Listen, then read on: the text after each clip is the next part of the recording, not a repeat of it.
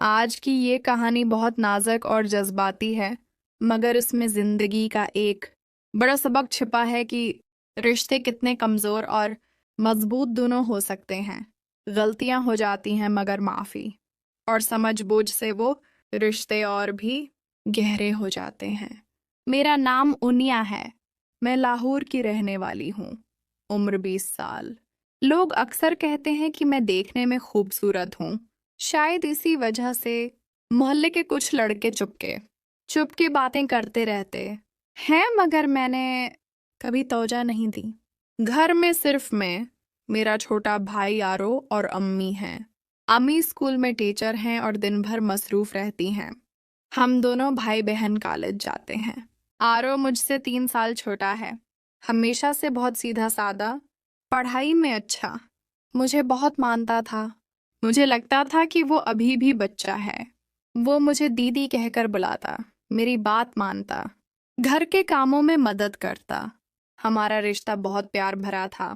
कोई झगड़ा नहीं, बस एक दूसरे की खैरियत पूछना और हंसी मजाक। ये वाकया 3 माह पुराना है। वो दिन इतवार था। अम्मी स्कूल से जल्दी नहीं आ सके। मैं घर पर अकेली थी।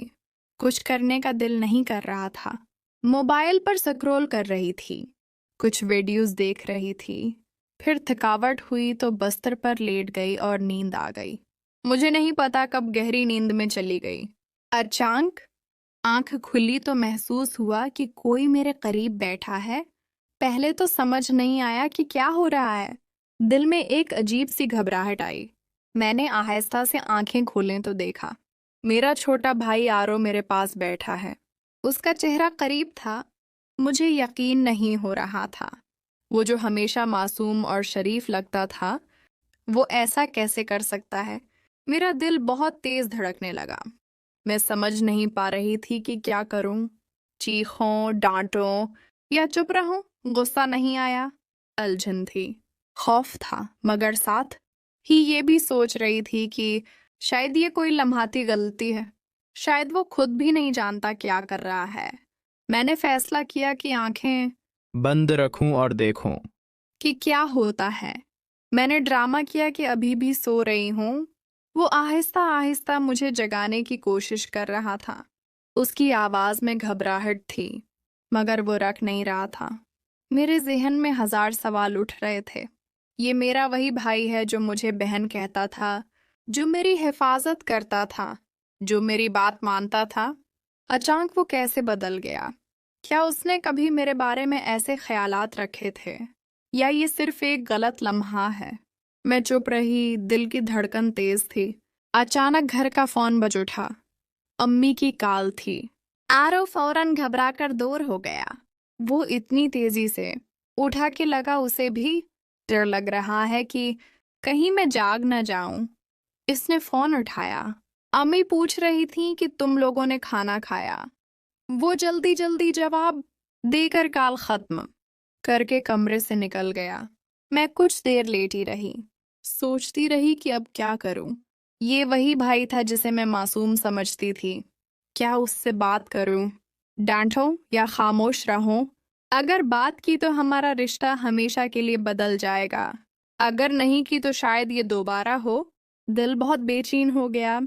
फिर मैं उठी और उसके कमरे की तरफ चली गई।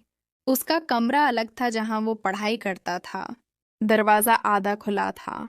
मैंने आहिस्ता से झांका तो देखा आरो बिस्तर पर बैठा है, सिर झुकाए, चेहरा पहला पड़ा हुआ। वो रो रहा था या परेशान था। मेरा दिल पसीज गया। मैंने सोचा शायद उसके अंदर कुछ दबा हुआ है जो आज निकल आया। शायद वो खुद भी शर्मिंदा है। मैं कमरे में दाखिल हुई, दरवाजा आहिस्ता से बंद किया ताकि कोई बाहर न सुने। फिर बिस्तर के किनारे बैठ गई। उसने सिर उठाया नहीं, बस हाथों में चेहरा छिपा लिया। मैंने नरमी से पूछा, आरो ये सब किया था? वो चुप रहा। फिर बहुत देर के बाद बोला, दीदी मुझे माफ कर दो। मैं जानबूझकर नहीं, बस ऐसे ही हो गया। मैंने पूछा, ये कब से चल रहा है? वो बोला, दीदी मैं तुम्हें बहुत पसंद करता हूँ, बहुत ज्यादा, जैसे भाई नहीं, जैसे कोई और। मैं जानता हूँ ये गलत है, मगर रोक नहीं पा रहा था। आज सोचा तुम्हें पता न चले। मुझे माफ कर दो, दोबारा नहीं करूंगा। उसकी आवाज कांप रही थी, आंखों में आंसू थे। मेरा दिल पिघल गया। मैंने उसका हाथ पकड़ा और कहा, आरो, हम बहन भाई हैं। ये रिश्ता अल्लाह ने दिया है, उसे खराब नहीं कर सकते। जो हो गया सो हो गया। मैं तुझसे नफरत नहीं करती, बस ये बात हमारे दरमियान रहेगी। किसी को पता नहीं चलना चाहिए, और वादा करके आगे से कभी नहीं। वो रो पड़ा, मेरे कंधे पर सिर रखकर बच्चों की तरह रो रहा था। मैंने उसके सर पर हाथ फेरा।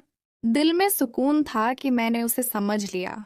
शायद ये उसकी पहली गलती नहीं थी, शायद उसके अंदर बरसों से कुछ दबा था। हम कुछ देर यूं ही बैठे रहे। उसके बाद मैं उठी और बोली, अब उठो, नहा धो लो, अम्मी आती होंगी। सब नॉर्मल रखना है, कोई शक नहीं होना चाहिए। उसने सिर हिलाया और आंखें पूंछते हुए उठ गया। मैं कमरे से निकली। दिल अब भी धड़क रहा था, मगर खौफ बहुत कम हो गया था। घर आकर सोचती रही कि शायद ये एक सबक था, हम दोनों के लिए। जज्बात कितने खतरनाक हो सकते हैं जब उन पर काबू ना रखा जाए। अगले दिनों में आरो बिल्कुल नॉर्मल हो गया। वो पहले से भी ज्यादा एहतराम करता, मगर बात कम करता, मुझसे फासला रखने की कोशिश करता। शायद खुद को सजा दे रहा था। मैंने भी उसे वक्त दिया, कभी इस वाक़े का जिक्र नहीं किया, मगर अंदर ही अंदर हम दोनों जानते थे कि एक राज हमारे दरमियान दफन है जो कभी बाहर नहीं निकलेगा। वक्त गुजरता गया, दिन हफ्तों में, हफ्ते महीनों में बदल गए। आज भी जब उसे देखती हूँ तो दिल में एक अजीब सी मोहब्बत होती है, न नफरत न गुनाह का एहसास, बस एक खामोश समझ कि हम इंसान हैं, कमजोर हैं। जज्बात हमें कभी ऐसी जगह ले जाते हैं जहां हमें नहीं जाना चाहिए, मगर अगर हम एक दूसरे को माफ कर दें, समझ लें, तो रिश्ते बच सकते हैं और मजबूत भी हो सकते हैं। ये कहानी गलती की नहीं बल्कि माफी की है, समझ बोझ की है, रिश्तों को संभालने की है। जिंदगी में ऐसे लम्हात आते हैं जहां एक गलती सब कुछ तबाह करने वाली लगती है, मगर अगर हम हिम्मत करें, बात करें, माफ करें, तो वो लम्हा रिश्ते को और गहरा कर देता है। आरो अब भी मेरा छोटा भाई है। वो अब भी मुझे दीदी कहता है, अब भी मेरी बात मानता है, मगर अब हमारे दरमियान एक खामोश मुआहिदा है कि हम एक दूसरे की हिफाजत करेंगे, एक दूसरे के जज्बात को समझेंगे, और कभी ऐसा कुछ नहीं होने देंगे जो हमारे रिश्ते को नुकसान पहुंचाए।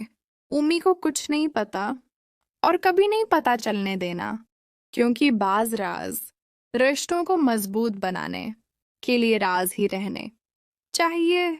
दोस्तों, ये मेरी जिंदगी की एक सच्ची कहानी है जो गलती से शुरू हुई और माफी में खत्म हुई।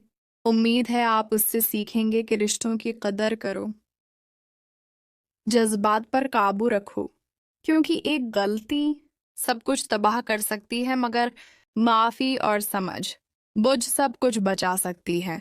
अगर आपके साथ भी कोई ऐसा लम्हा आया हो तो याद रखें कि बात करने से, माफ करने से रिश्ते मरते नहीं बल्कि जिंदा हो जाते हैं। जिंदगी छोटी है, रिश्तों को संभालो, मोहब्बत करो और एक दूसरे को समझो, क्योंकि यही जिंदगी की सबसे बड़ी खूबसूरती है।